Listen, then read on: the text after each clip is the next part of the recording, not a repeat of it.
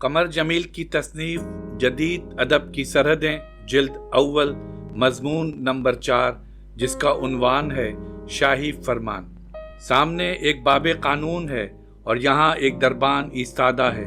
اس دربان کے پاس دیہات سے ایک شخص آتا ہے اور قانون کے دروازے میں داخل ہونے کی اجازت چاہتا ہے۔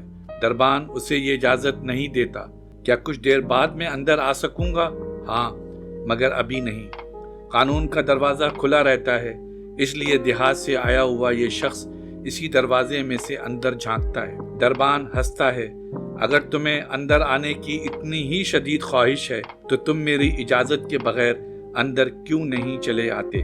ہاں، مگر یاد رکھو میں بہت طاقتور ہوں، ہر چند کے یہاں کا سب سے چھوٹا دربان ہوں۔ یہاں ایک ایوان سے دوسرے ایوان تک ہر دروازے پر دربان ہیں، ان میں سے ہر دربان دوسرے دربان سے زیادہ طاقتور ہے۔ تیسرے دربان کا چہرہ تو اتنا دہشت ناک ہے کہ میں بھی اسے دیکھنے کی تاب نہیں رکھتا۔ دیہات کا یہ شخص اس لامبے لبادے میں لمبی ناک اور تاتاری داڑھی والے دربان کو دیکھتا ہے تو یہ فیصلہ کر لیتا ہے کہ وہ اس دربان کی اجازت کے بغیر اندر نہیں جائے گا۔ دیہات کا یہ شخص جو بہت ساری تیاریاں کر کے گھر سے نکلا تھا، ایک ایک کر کے اپنی ہر چیز دربان کو رشوت میں دے دیتا ہے۔ دربان اسے بتاتا ہے کہ میں یہ چیزیں اس لیے قبول کر رہا ہوں کہ تمہیں یہ احساس نہ ہو کہ تم نے اپنی کوشش میں کوئی کسر چھوڑ دی ہے۔ اس طویل مدت میں جب قانون کے دروازے پر وہ اس امید میں بیٹھا رہا کہ شاید اندر جانے کی اجازت مل جائے تو وہ دربان کو پر امید نگاہوں سے دیکھتا رہا، یہاں تک کہ وہ تمام دوسرے دربانوں کو بھول گیا اور سمجھنے لگا کہ اس کے اور قانون کے درمیان صرف یہی ایک دربان رکاوٹ ہے۔ شروع میں تو وہ اپنی قسمت کو کوستا رہا، لیکن بعد میں جیسے جیسے بوڑھا ہونے لگا وہ منہ ہی منہ میں بڑبڑاتا رہتا، یہاں تک کہ اس کی بچپن کی معصومیت دوبارہ واپس آتی ہے اور دربان کے کالر میں اسے جو پسو نظر آتے ہیں ان سے وہ درخواست کرتا ہے کہ دربان سے میری سفارش کر دو۔ وقت گزرتا جاتا ہے اور اس دیہاتی شخص کا بڑھاپا بڑھتا جاتا ہے، یہاں تک کہ اس کی آنکھیں دھندلا جاتی ہیں اور وہ یہ نہیں طے کر پاتا کہ واقعی اس کی آنکھیں دھندلا رہی ہیں یا اس کے اطراف کی دنیا دھندلی ہوتی جا رہی ہے۔ لیکن اس حالت میں بھی وہ قانون کے دروازے سے پھوٹتی ابدی روشنی کا ادراک کر سکتا ہے۔ اب اس کی زندگی ختم ہونے پر ہے۔ دربان پوچھتا ہے، اب اور کیا پوچھنا چاہتے ہو؟ یہ کیا بات ہے کہ اس تمام مدت میں میرے سوا کوئی اور شخص اندر جانے کی غرض سے یہاں نہیں آیا؟ دربان محسوس کرتا ہے کہ اب تو اس دیہاتی شخص کی سماعت بھی جواب دے رہی ہے، اس لیے اس کے قریب جا کر اس کے کان میں چلاتا ہے، اس دروازے سے تمہارے سوا کوئی اندر نہیں جا سکتا، چونکہ یہ دروازہ صرف تمہارے لیے کھلا تھا اور اب مجھے یہ دروازہ بند کرنا ہوگا۔ فرمان۔ کہانی کہتی ہے کہ شہنشاہ نے بستر مرد سے تمہارے نام ایک پیغام بھیجا ہے۔ تم جو ناچیز اور نابود ہستی ہو اور شہنشاہیت کے آفتاب سے لامحدود فاصلے پر موجود ہو، تم جو انگنت سایوں کے بیچ ایک حقیر سا سایہ ہو، تمہارے نام شہنشاہ نے ایک فرمان بھیجا ہے۔ شہنشاہ نے قاصد کو اپنے قریب جھکنے کا حکم دیا اور اس کے کان میں اپنا مدعا بیان کیا۔ پھر شہنشاہ نے حکم دیا کہ قاصد اس کا پیغام اسے کان میں دوبارہ سنائے تاکہ شہنشاہ کو یقین ہو جائے کہ قاصد نے اس کا پیغام درست سنا ہے۔ فرمان کے الفاظ قاصد نے شہنشاہ کے کان میں دہرائے، تب شہنشاہ نے سر کی جنبش سے بتایا کہ قاصد نے اس کا پیغام درست سنا ہے۔ شہنشاہ کے بستر مرگ کے اطراف کھڑے ہوئے تمام شہزادے، مشیر اور وزیر گواہ ہیں کہ شہنشاہ نے تمہیں پیغام بھیجا ہے۔ قاصد شہنشاہ کا پیغام لے کر راستے میں رکاوٹ بننے والے ہجوم کو ہٹاتا ہوا آگے بڑھتا رہتا ہے۔ ہجوم کو کبھی دائیں ہاتھ سے اور کبھی بائیں سے شہنشاہ کا قاصد ہٹاتا جاتا ہے، یہاں تک کہ ایک مشکل مقام آ جاتا ہے جو ناقابل عبور معلوم ہوتا ہے، لیکن وہ اپنے سینے کی طرف اشارہ کرتا ہے جہاں ایک سورج کا نشان چمکتا ہے اور یہ ثابت کرتا ہے کہ وہ شہنشاہ کا خاص قاصد ہے۔ اسے یہ مقام عبور کرنے کی اجازت مل جاتی ہے، لیکن ہجوم بہت ہے اور قاصد برابر آگے بڑھنے کی کوشش کر رہا ہے۔ تم بہت جلد اپنے دروازے پر اپنے شہنشاہ کے قاصد کی دستک سن سکتے ہو، لیکن یہ اسی وقت ہو سکتا ہے جب وہ مرکزی خوابگاہ سے باہر آ جائے۔ لیکن اگر وہ محنت کر کے باہر آ بھی گیا تو کچھ حاصل نہیں ہوگا، کیونکہ سیڑھیوں سے بھی اترنا ہوگا اور اس صورتحال میں سیڑھیوں سے اترنا کوئی آسان کام نہیں ہے۔ اگر سیڑھیوں سے اتر کر آگے بھی چلا گیا تو دربار کو عبور کرنے کا مسئلہ آئے گا۔ دربار کے بعد محل کا بیرونی دائرہ اور پھر ایک بار زینہ اور دربار، پھر محل کا تیسرا دائرہ اور یوں ان گنت سال گزر جائیں گے۔ اگر وہ کئی جگہوں پر اور زمانوں کے بعد محل سے نکل بھی آیا کیا ہوگا؟ قاصد کے سامنے دنیا ایک دارالخلافہ اپنے ہی وجود کی پستیوں سے لبریز ہوگا۔ اس مقام سے کوئی کبھی نہیں گزر سکتا، چاہے وہ کسی مردہ شہنشاہ کا قاصد ہی کیوں نہ ہو۔ قلب ماہیت میٹامورفسس، یہ ایک سیلز مین کی کہانی ہے اور کافکا کی کہانیوں میں سب سے طویل۔ یہ شخص جب ایک صبح اٹھا تو کیڑے میں تبدیل ہو چکا تھا، ایک عظیم الحفظہ کاکروچ بن چکا تھا۔ گریگر سامسا اس شخص کا نام ہے۔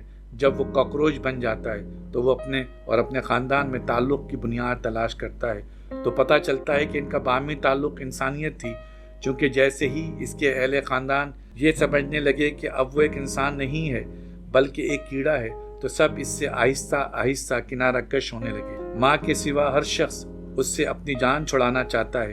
اب یہی عزیز اس کے کمرے میں غلاظت پھینکتے ہیں، اسے حیوان کی طرح کھانے کے لیے دیتے ہیں۔ گریگر سمسا اپنی موت کے خلاف لڑتا ہے، لیکن اس کی زندگی ہی اس کی موت بن چکی ہے۔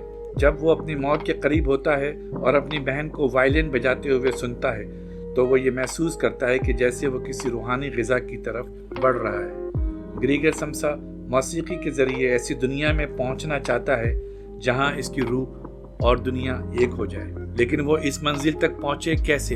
چونکہ کافکا کہتا ہے کہ مقصد تو ہوتا ہے، راستہ نہیں ہوتا۔ راستہ تو بس پاؤں کے ڈگمگانے کا نام ہے۔ میٹامورفسس کے پہلے جملے ہی سے پتہ چل جاتا ہے کہ گریگر سمسا کی موت ضرور ہو جائے گی۔ چنانچہ یہ پوری کہانی موت کے آہستہ آہستہ وقوع پذیر ہونے کی داستان ہے۔ یہ کہانی ٹالسٹائے کی کہانی ایوان ایلیچ کی موت کی کہانی سے بہت ملتی جلتی ہے۔ ٹالسٹائے کی کہانی موت کے بارے میں ہے اور کافکا کی کہانی کا تعلق زندگی میں موت سے ہے۔ گریگر کی کہانی کے پہلے جملے میں نظر آ جاتا ہے کہ کہانی کا نقطہ عروج آ گیا ہے۔ اس کے بعد کہانی کا زوال آتا رہتا ہے۔ 3 بار یہ زوال آتا ہے جب گریگر کہانی سے باہر نکلنے کی کوشش کرتا ہے۔ یہ 3 ذیلی نقطہ ہائے عروج ہیں۔ یہ اس کہانی کا خود اپنے ایک مخصوص فورم ہے اور یہ مخصوص فورم خود کہانی سے پیدا ہوا ہے۔ یہ کہانی دراصل گریگر سمسا کی موت کے بارے میں ہے۔ آخر کار گریگر سمسا اپنی زندگی کی سچائی کو قبول کر لیتا ہے جو اس کی موت کی سچائی بھی ہے، اور مرتے ہوئے روحانی روشنی اور زندگی کو پا لیتا ہے۔ اس روشنی اور زندگی کو پانے سے پہلے گریگر سمسا پر جو کچھ گزرتی ہے اس کو کافکا نے بڑی خوبصورتی سے ادا کیا ہے۔ گریگر سمسا پہلے ایک سیلز مین تھا۔ اس نے ایک تاجر کے یہاں ایسی ملازمت کر لی تھی جس نے اسے پورے معاشرے سے کاٹ کر رکھ دیا تھا۔ خداوند، وہ سوچ رہا تھا، یہ کتنا تھکا دینے والا کام ہے جو میں نے اپنے لیے منتخب کیا ہے۔ دن رات سفر کرتے رہنا، دفتر میں بیٹھ کر عملی طور پر بزنس کرنے سے پہلے مشکل کام ہے، اور اس سے بڑھ کر سفر کے بارے میں پریشان ہونا، ریل گاڑی کے اوقات اور ان کے کنیکشنز کا خیال رکھنا، وقت بے وقت کھانا، انسانوں سے ایسے تعلقات رکھنا جو قائم ہوتے ہی ٹوٹ جائیں۔ لعنت ہے ایسے کام پر۔ کافکا کے والد نے کافکا کے بارے میں کہا تھا کہ زندگی میں اس کے لڑنے کا طریقہ کیڑوں جیسا ہے، کاٹنا بھی اور پھر خون بھی چوسنا۔ اس کہانی سے ظاہر ہوتا ہے کہ کافکا پر اس کے والد کے جملے کا کتنا گہرا اثر ہوا۔ قلب ماہیت میں جب گریگر سمسا دفتر نہیں جاتا، اس کے کمرے پر دستک ہوتی ہے، وہ سیدھا ہو کر دروازہ کھولنے کی کوشش کرتا ہے اور اپنے آپ کو دفتر کے چیف کلرک اور گھر والوں کو دکھانا چاہتا ہے، اور سوچتا ہے کہ اگر وہ ڈر جاتے ہیں تو یہ ان کی ذمہ داری ہے، اس کی ذمہ داری نہیں۔ لیکن اگر وہ اس سچویشن کو خاموشی سے قبول کر لیں تو پھر اس کے لیے بھی پریشان ہونے کی کوئی وجہ نہیں ہے، اور پھر وہ جلدی کر کے 8 بجے کی گاڑی پکڑ سکتا ہے۔ لیکن گریگر سمسا کی ماں اسے دیکھ کر بے ہوش ہو جاتی ہے۔ چیف کلرک بھاگ کر رخصت ہو جاتا ہے اور اسے اس کا باپ کمرے میں واپس دھکیل دیتا ہے، اور پیدل چلنے والی چھڑی کے ذریعے اور باپ کے دھکا دینے سے وہ کمرے میں آ کر گر جاتا ہے اور اس کے جسم سے خون بہنے لگتا ہے۔ دروازہ بند کر دیا جاتا ہے اور پھر خاموشی ہو جاتی ہے۔ پہلے ہی بار انسان اس کے ساتھ یہ سلوک کرتے ہیں، لیکن اب بھی وہ اس دھوکے میں ہے کہ یہ صورتحال عارضی ہے۔ گریگر سمسا کی آواز اس قدر بدل گئی ہے کہ دوسرے اس کی بات نہیں سمجھ سکے۔ خاندان میں گریگر سمسا کے لیے اصل آدمی اس کا بوڑھا مگر مضبوط باپ تھا، لیکن اس نے پہلے دن ہی یہ طے کر لیا کہ بیٹے کے ساتھ سختی کی جائے، چونکہ اس کا خیال تھا کہ اس کا بیٹا اب زندہ رہنے کے لائق نہیں ہے۔ لیکن اس کی ماں اس پر رحم کھاتی ہے۔ بہن بھی اس قدر بدل چکی ہے کہ چلاتی ہے کہ اسے یہاں سے چلا جانا چاہیے۔ مسئلے کا حل یہی ہے۔ ابا جان، گریگر سمسا کی بہن نے میز پر مکہ مارتے ہوئے کہا، اب ہماری زندگی اس طرح نہیں گزر سکتی۔ ممکن ہے آپ محسوس نہ کرتے ہوں، لیکن مجھے شدت سے محسوس ہوتا ہے کہ میں اس افریڈ کے سامنے اپنے بھائی کا نام بھی نہیں لے سکتی۔ مجھے بس یہی کہنا ہے کہ ہمیں اس سے بس نجات حاصل کر لینی چاہیے۔ ہم نے ہر طرح کی کوشش کی ہے کہ ہم اس کے ساتھ رہیں، مگر نہیں رہ سکے۔ اب ہمیں کوئی الزام نہیں دے سکتا۔ گریگر سمسا کی بہن اپنے ماں کے قریب گئی اور جب اس کی ماں کو شدت سے کھانسی آ رہی تھی، ابا جان، اس میں آپ دونوں کی موت واقع ہو جائے گی۔ جتنی محنت ہم لوگوں کو کرنی پڑتی ہے نا، ہم اتنی محنت کے ساتھ گھر پر اس نوعیت کے دکھ کے ساتھ زندہ نہیں رہ سکتے۔ اس کی ماں کھانس رہی تھی اور اس پر کھانسی کا دورہ بہت شدید تھا۔ وہ بڑی شدت سے چیخ چیخ کر رونے لگی، یہاں تک کہ اس کے آنسو اس کی ماں کے چہرے پر گر کر بہنے لگے۔